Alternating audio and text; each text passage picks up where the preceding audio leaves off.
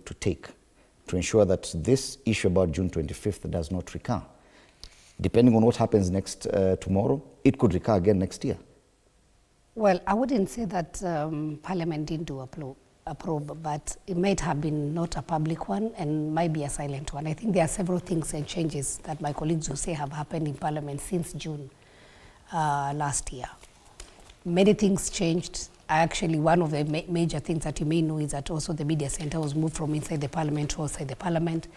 And I think the issues of the visitors vetting in, and there were several steps, there were several things that were done after. Maybe the Parliamentary Service Commission may have done their own probe but never made it public, so I wouldn't say nothing was done. But towards the lesson learned and what can be able to be done, that is maybe discussion for another day. But what prompted to June 25th?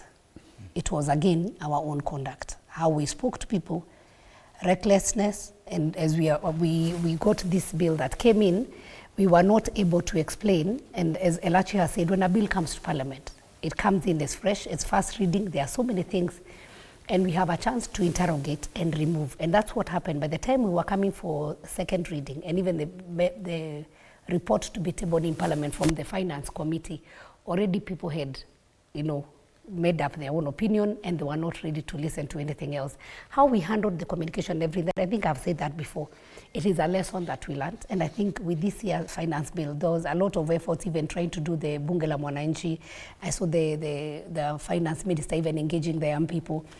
I saw a bit of robustness within Parliament to try and explain what was in the finance bill, and even the time that came for the public participation. Yeah, those who argue that that is the kind of suppressed discussion around the budget is not really about better communication from you people.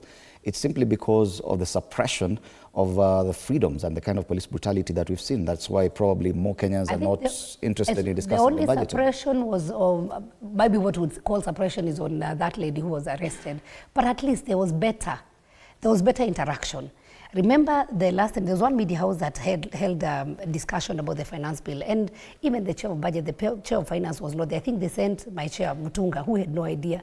And he actually said he was sent to a forum that he didn't even really understand. So that's really what happened last year. This year we have seen a bit of robustness. We have seen the cabinet secretary, I would say, give it to Bandi. He has tried. He has tried to engage, not once, not twice. He has tried. But this morning when I see the anger amongst ourselves, I am happy because this is a time for us to come and reason together. This has made me reflect on 2007.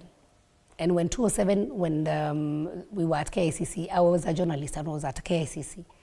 And when we started having the fires in Mathare, wherever else, and across the board in the Rift Valley, I remember at some point we sat as journalists, as colleagues, and we asked ourselves, do we stop broadcasting this thing? Do we stop? Because we have a responsibility.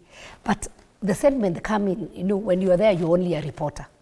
So you had to call to the media house, and a lot of people are like, I don't have that decision to switch off the camera. My editor, the person who is there behind the doors, must allow me to switch off the camera. It was a very sad moment when we could see Kenya is burning, and Kenya was burning because of what they could see, what we were broadcasting as journalists from KICC. I was there, I witnessed it. What happened? After I was there, I witnessed it. I wouldn't want a repeat of that in this country.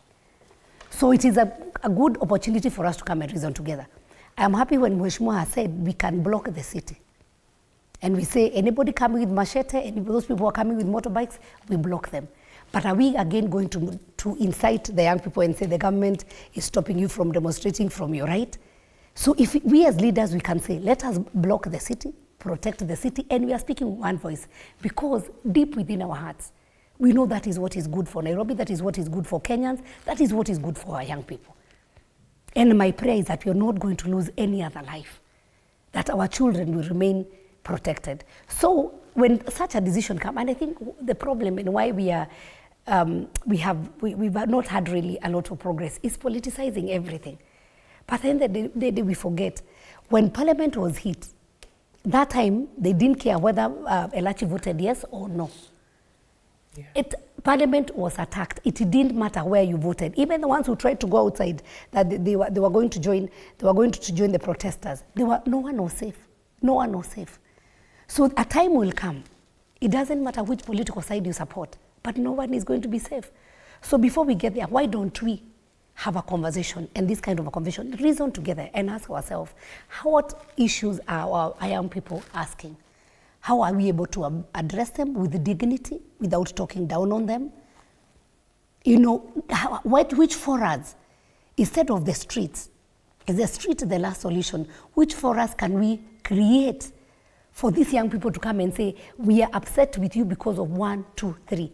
Then we might say, this one you misunderstood us, this one we are sorry, this one we're going to make it better this way. Can we reason as a nation? But as long as we keep on calling for demonstrations, as long as we keep on going to the streets and people being killed, we are moving from bad to worse.